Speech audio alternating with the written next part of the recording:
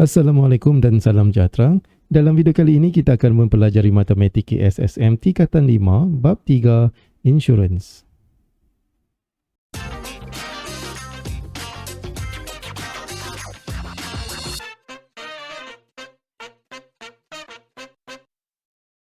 Kita akan membincangkan standard kandungan 3.1, risiko dan perlindungan insurans. Dan standard pembelajaran 3.1.2, mengkaji, mentafsir dan membuat pengiraan yang melibatkan kadar dan premium insurans. Kita boleh rujuk buku teks pada muka surat 80 sehingga 85. Mari kita lihat insurans kita yang pertama, iaitu insurans perjalanan. Untuk membincangkan insurans ini, kita akan lihat contoh 1 muka surat 80 dalam buku teks.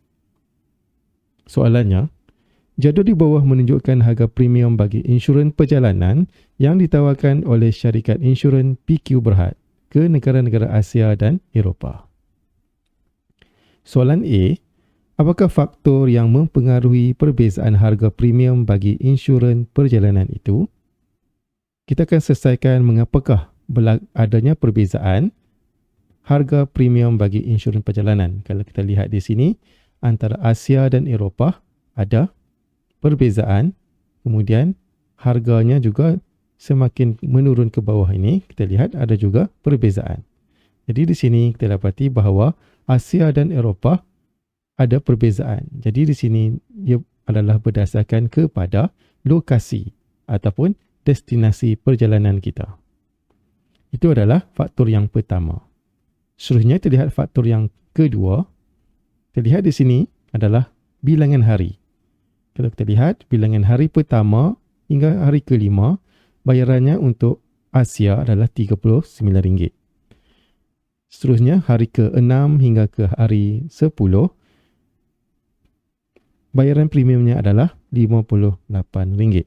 Jadi di sini kita boleh katakan bahawa ini dipengaruhi oleh tempoh ataupun bilangan hari perjalanan ataupun percutian kita.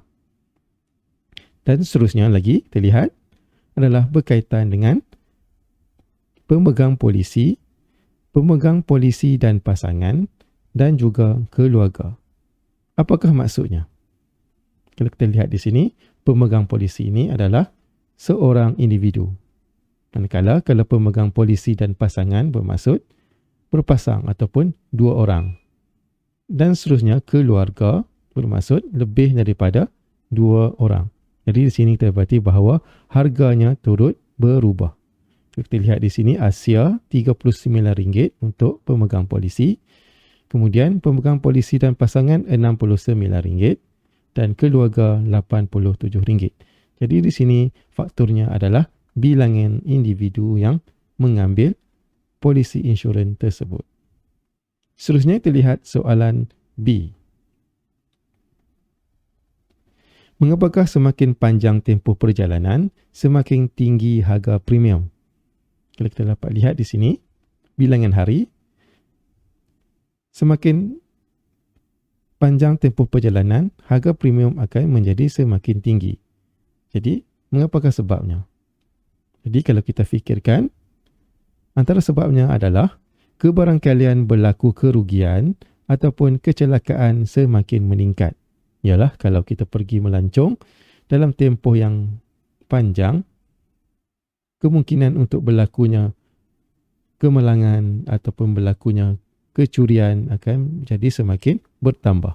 Jadi syarikat insurans akan menggunakan bayaran premium yang lebih tinggi disebabkan oleh faktor-faktor tersebut.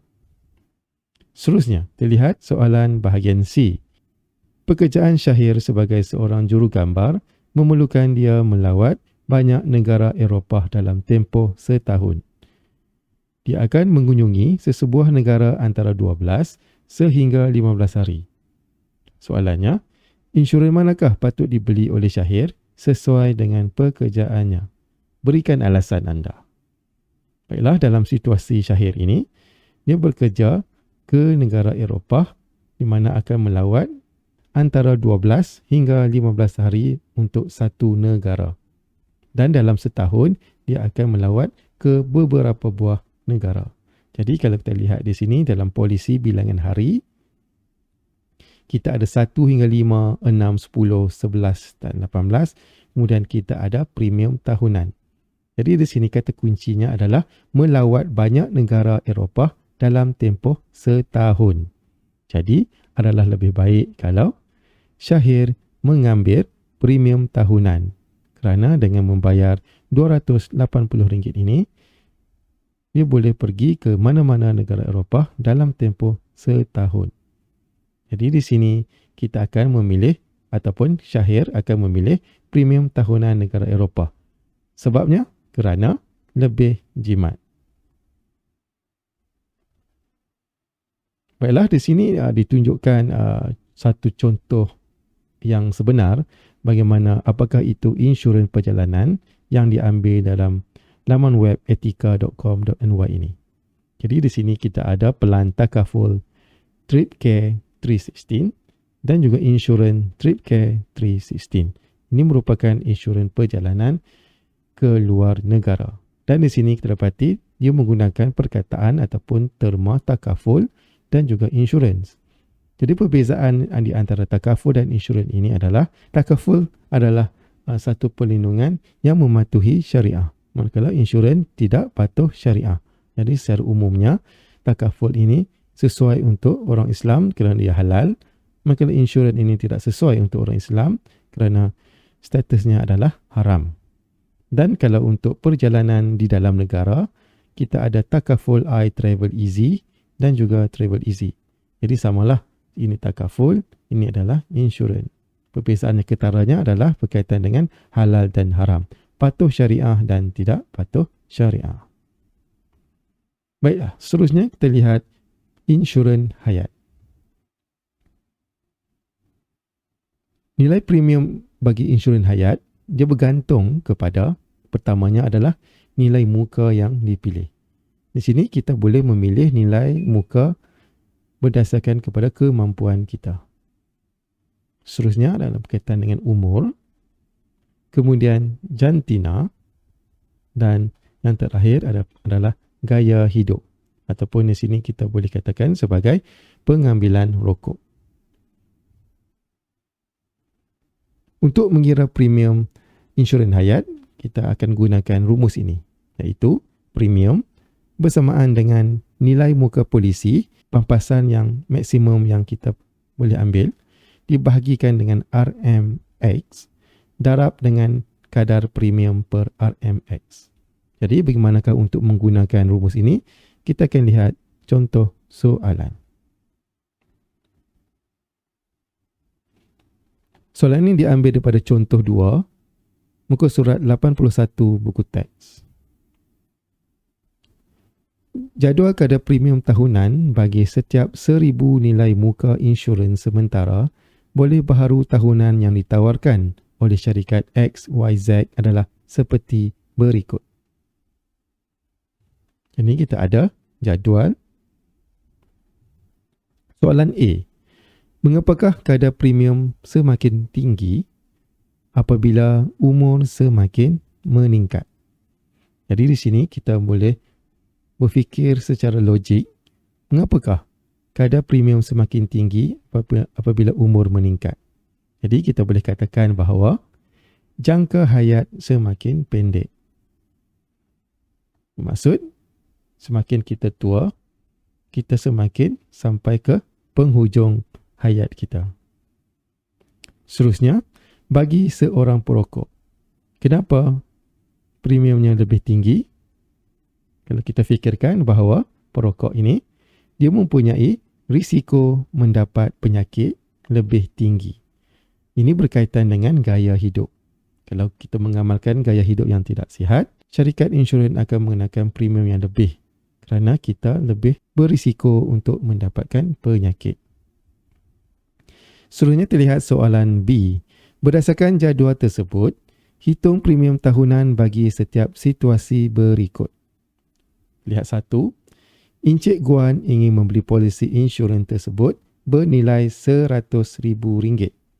Jadi bermaksud, nilai muka insurans yang Encik Guan mahukan adalah sebanyak RM100,000. Kemudian, dia berumur 39 tahun, seorang yang sihat dan tidak merokok. Jadi kita akan menggunakan rumus inilah. Premium sama dengan nilai muka polisi bahagi dengan X kalikan kadar premium per RMX. Jadi bagaimanakah kita nak dapatkan nilai-nilai ini? Pertama sekali kita lihat di dalam soalan telah pun diberi kadar premium tahunan bagi setiap 1,000. Jadi ini bermaksud Encik Guan mahukan polisi insurannya bernilai RM100,000. Di sini kata kadar premium tahunan setiap 1,000. Jadi bermaksud Encik Guan mengambil RM100,000. Jadi nilai RMX-nya sini adalah 1,000. Maksud dia kadarnya adalah per 1,000. Maka nilai mukanya di sini adalah sebanyak 100,000. Jadi 100,000 dibahagikan dengan 1,000 lah. Jadi bermaksud Encik Guan ambil 100 unit per dengan 1,000 ini. Dan nilai ini telah diberi di dalam soalan. Kemudian seterusnya kita akan dapatkan kadar premium per RMX ini. Berdasarkan kepada maklumat yang diberi di sini, Encik Guan adalah berumur 39 tahun. Kemudian dia seorang yang sihat dan tidak merokok. Dan semestinya lah dia seorang lelaki. Dan tidak merokok. Jadi nilai padanannya adalah RM2.49 di sini. Jadi kita akan gantikan kadar premium per RMX ini adalah RM2.49. Bermaksudnya RM2.49 ini untuk setiap 1,000 nilai pampasan. Jadi kita akan kira 100,000 dibahagikan dengan 1,000 darab dengan 2.49. Maka jawapannya adalah RM249. Maknanya Encik Guan perlu membayar RM249 sebulan untuk menikmati nilai pampasan bernilai sehingga RM100,000. Seterusnya kita lihat soalan 2 Roman. Puan Syapuva berumur 36 tahun, seorang yang sihat dan tidak merokok, ingin membeli polisi insurans tersebut bernilai RM250,000. Jadi nilai pampasan yang dimahukan adalah RM250,000. Kemudian, dia menambah polisi penyakit kritikal. Syarikat insurans XYZ menawarkan polisi penyakit kritikal dengan memberikan perlindungan sebanyak 30% nilai muka asas dan kadar premium bagi setiap 1,000 ialah RM1.77 mengikut umur dan status kesihatan Puan Syapuva. Jadi kat sini kita dapati maklumat yang ada, dia merupakan seorang perempuan berumur 36 tahun dan seorang yang sihat dan bukan perokok. Jadi bermaksud nilainya adalah RM1.50 untuk setiap 1,000 nilai pampasan. Dan nilai mukanya adalah RM250,000 di sini. Kemudian ada penambahan polisi penyakit kritikal. Jadi di sini penyelesaiannya, Puan Syapuva perlu membayar insurans hayat dan ditambah dengan penyakit kritikal. Ada berbeza dengan Encik Guan seperti tadi yang hanya mengambil insurans hayat. Jadi kita akan mengkira insurans hayat dan penyakit kritikal ini menggunakan rumus yang sama juga. Iaitu nilai muka polisi kat sini adalah ataupun kadar premium ni kita dah dapat iaitu RM1.50 berdasarkan kepada kriteria Puan Syapuva. Kemudian RMX ini bermaksud kita akan kira berdasarkan kadar per 1,000. Kemudian nilai muka di sini adalah RM250,000. Jadi kita akan guna kalkulator dan kita akan dapat insurans hayat adalah sebanyak RM375. Kemudian kita akan kira pula insurans penyakit kritikal yang ditambah oleh Puan Syapuva. Jadi di sini Puan Syapuva menambah insurans penyakit kritikal di mana syarikat itu bersetuju untuk memberi pampasan sebanyak 30% nilai muka asas. Nilai muka asas yang dipilih adalah RM250,000. Kemudian kadar premium ini telah pun diberi iaitu RM1.77 per 1,000.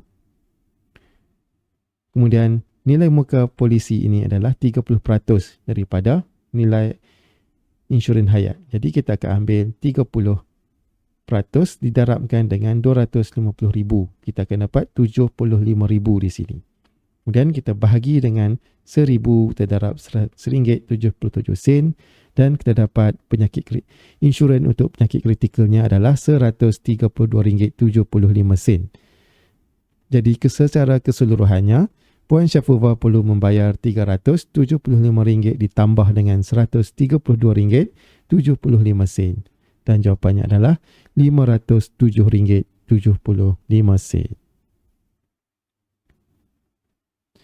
Baiklah, seterusnya kita lihat pula insurans motor ataupun insurans kenderaan. Mari kita lihat dulu faktor-faktor bayaran bagi premium insurans motor. Faktor yang pertama adalah jenis kenderaan. Jenis kenderaan ini sama ada dia adalah kenderaan roda 2 ataupun beroda 4. Secara umumnya macam inilah. Ada 2 roda dan 4 roda jenis kenderaan. Kemudian yang kedua adalah kegunaan kenderaan. Sama ada kenderaan itu adalah untuk kegunaan komersial seperti taksi, Grab dan sebagainya, ataupun untuk kegunaan peribadi, kegunaan private. Itu adalah kegunaan kenderaan. Kemudian yang ketiga adalah capacity engine. Capacity engine ini adalah besar mana enjin tu yang diukur dalam cc. 1.3 cc, 1.4 cc, 2.0 cc. Dan capacity engine ini kita lihat ada 2 jenis kenderaan di sini, iaitu satu kereta mewah, kereta putih dan kereta Myvi. Kereta Myvi ini paling tinggi cc-nya adalah 1.3 cc. Kalau kereta yang lebih mewah, kereta sport, dia mungkin 2.0 ke atas. Jadi semakin tinggi nilai cc kenderaan, bayaran premiumnya adalah semakin tinggi. Dan seterusnya adalah jenis dan jumlah perlindungan yang dipilih. Faktor yang keempat ni adalah dipilih sendiri oleh pengguna. Jadi mari kita lihat 4 jenis polisi insurans motor secara umumnya. Kita ada 4, iaitu polisi akta, polisi pihak ketiga, kebakaran dan kecurian, ditambah kebakaran dan kecurian di situ, dan juga yang terakhir adalah polisi komprehensif. Jadi, keempat polisi ini dipengaruhi oleh capacity engine dan juga nilai semasa kenderaan. Jadi, kita lihat dulu yang pertama adalah polisi akta.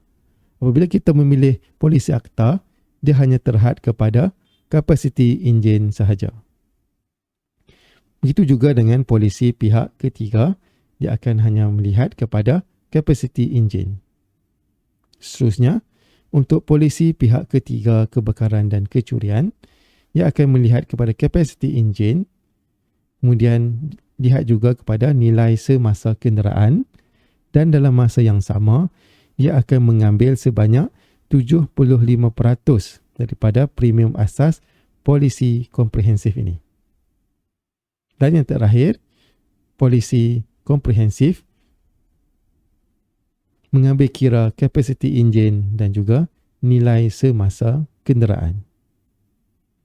Jadi untuk kita lebih faham bagaimanakah tiap-tiap polisi ini dikira, mari kita lihat contoh seterusnya. Baiklah, ini merupakan suatu jadual bagi insurans motor secara umumnya. Untuk menjawab soalan ini, kamu akan dibekalkan dengan jadual seperti ini. Kalau kita lihat di sini, dia melibatkan capacity engine daripada 1,400 cc sehinggalah melebihi 4,400 cc. Kemudian di sini dia bahagikan kepada 2, iaitu Semenanjung Malaysia adalah Malaysia Barat, kemudian Sabah dan Sarawak adalah Malaysia Timur. Jadi di sini kita ada 2 jenis polisi sahaja yang diberikan di sini, iaitu polisi komprehensif dan juga polisi pihak ketiga. Kemudian bagi mengira insurans motor, nilai yang berada dalam jadual ini merupakan nilai asas untuk RM1,000 yang pertama. Itu bermaksud dia hanya cover untuk nilai RM1,000 yang pertama sahaja untuk nilai pampasan yang dipilih. Kemudian untuk nilai yang selebihnya kita akan menggunakan rumus yang berada di dalam kotak color kuning ini. Dia akan bahagi dua juga, Semenanjung Malaysia dan juga Sabah dan Sarawak. Dan ini akan digunakan untuk mengira polisi komprehensif. Kita lihat di sini, bagi Semenanjung Malaysia, premium asas, kadar bagi 1,000 yang pertama, iaitu kita ambil yang di dalam jadual berwarna merah jambu ini.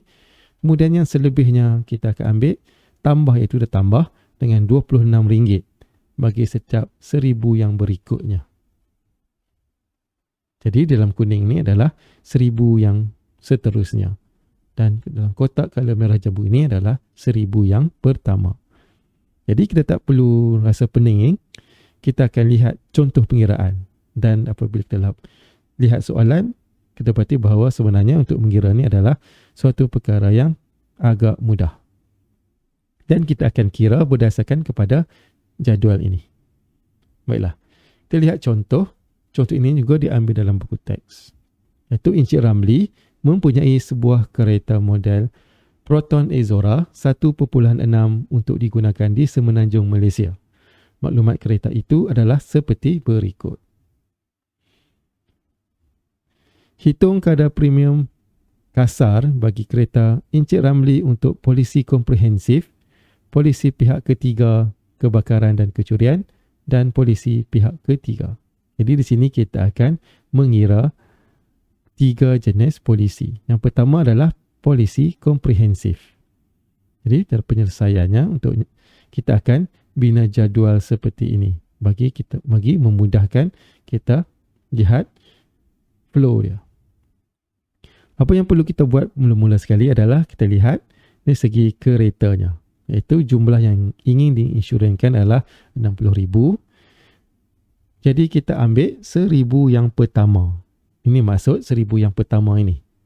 Kemudian selebihnya adalah 59,000 yang seterusnya kita akan gunakan kotak berwarna kuning. Jadi 1,000 yang pertama adalah berdasarkan kepada kenderaan itu. Iaitu kapasiti enjinnya adalah 1,600 cc. Jadi kita tengok di jadual merah jambu ini. Kegunaannya di Semenanjung, kita ambil Semenanjung dan 1,600 cc kita ambil ini. 1,650 cc. Ini dinyatakan bahawa kapasiti enjin tidak melebihi. Jadi kita ambil kategori ini. Dan nilai 1,000 yang pertamanya di sini adalah sebanyak RM305.50. Kita lihat pada jadual ini. Semenanjung 1,600 cc dan polisi komprehensif. Jadi kita dah dapat untuk nilai 1,000 tuntutan ataupun pampasan yang pertama adalah dia perlu bayar RM305.50. Kemudian kita lihat B pula, iaitu 59,000 yang berikutnya. Kita dah ambil 1,000 yang pertama, tinggal lagi 59,000. Jadi di sini kita akan ambil nilainya, iaitu Semenanjung Malaysia RM26. Jadi di sini kita akan ambil RM26 dan didarabkan dengan 59,000 bahagi dengan 1,000. Bahagi dengan 1,000 ni bermaksud dia per ribu. Faham ya? Per ribu maksud dia. Kalau sini kita ambil 1,000, kita ambil 1. Selebihnya ada lagi 59. Jadi 59,000 lah. Jadi kita bahagi dengan 1,000 bermaksud dia ada lagi unit per ribunya adalah 59. Jadi nilainya di sini adalah sebanyak RM1,534. Seterusnya kita lihat bahagian C di sini. Kita dah dapat 1,000 yang pertama. Kemudian selebihnya kita dah kira. Jadi C kita akan tambah premium asasnya. Iaitu A tambah B. Kita akan dapat RM1,839.50. Iaitu premium asas 1,000 yang pertama dan 59,000 yang berikutnya. Kita dapat RM1,839.50. Kemudian untuk bahagian D. Bahagian D ini kita akan lihat kepada NCD 25%. NCD ini adalah diskaun, iaitu no claim discount. NCD ini diberi kepada pemegang polisi yang tidak pernah menuntut sebarang pampasan daripada syarikat insurans. Jadi di sini Encik Ramli dapat 25%. Jadi kita akan kirakan 25% daripada jumlah premium asas pada bahagian C sebentar tadi. Dan kita akan dapat nilainya adalah RM459.88. Caranya adalah kita ambil 25%, terdarabkan dengan RM1,839.50 ini. Jadi kita dapatlah diskonnya di sini. Ini adalah premium kasar yang perlu dibayar oleh Encik Ramli. Jadi di sini kita akan ambil nilai premium pada bahagian C, kita tolakkan dengan diskaun. Jadi di sini kita dapat nilainya adalah RM1,379.62. Jadi ini adalah nilai insurans bagi polisi komprehensif yang perlu dibayar oleh Encik Ramli. Dan di sini kita lihat dituliskan sebagai premium kasar. Kerana ini bukanlah merupakan bayaran yang sebenar. Kalau di dalam keadaan sebenar, ia ada beberapa charge lain. Contohnya seperti cukai dan juga duty stamp. Jadi di sini ia tidak melibatkan cukai dan juga duty stamp. Jadi disebutlah sebagai premium kasar. Baiklah, seterusnya kita akan lihat pula polisi pihak ketiga, kebakaran dan kecurian. Jadi kalau kita lihat pada nota sebelum ini, bagaimana untuk mencari polisi pihak ketiga kebakaran dan kecurian di sini. Dia juga melibatkan kapasiti enjin, nilai semasa kenderaan dan dalam masa yang sama dia melibatkan 75% daripada premium asas polisi komprehensif. Tadi kita dah kira polisi komprehensif kan? Jadi kita terus skip. Kita tak perlu kira lagi. Kita ambil nilai polisi komprehensif tadi, kemudian kita darabkan dengan 75% sahaja untuk A. Jadi premium asasnya di sini adalah 75 dengan 100 terdarabkan dengan 183.950. Yang ini adalah kita dapat sebentar tadi. Premium asas, premium polisi komprehensif, iaitu sebelum diskaun. Jangan ambil yang selepas diskaun, sebelum diskaun. Iaitu A tambah B sebentar tadi. Jadi kita akan dapat premium asasnya adalah RM1,379.63. Kemudian seterusnya B, kita akan kira diskaun. Diskaun ini 25%. Maksudnya kita ambil 25%, kita darab dengan RM1,379.63 dan kita dapat diskaun sebanyak RM334.91. Dan C, premium kasar, kita tolak asas dengan diskaun dan kita dapat RM1,304.72. Jadi dia agak lebih mudah untuk mengira polisi pihak ketiga setelah kita kira polisi komprehensif. Kerana polisi pihak ketiga kebakaran dan kecurian ini dia berkait rapat dengan polisi komprehensif. Baiklah, seterusnya kita lihat lagi polisi pihak ketiga. Jadi polisi pihak ketiga dia hanya melibatkan kepada kapasiti enjin.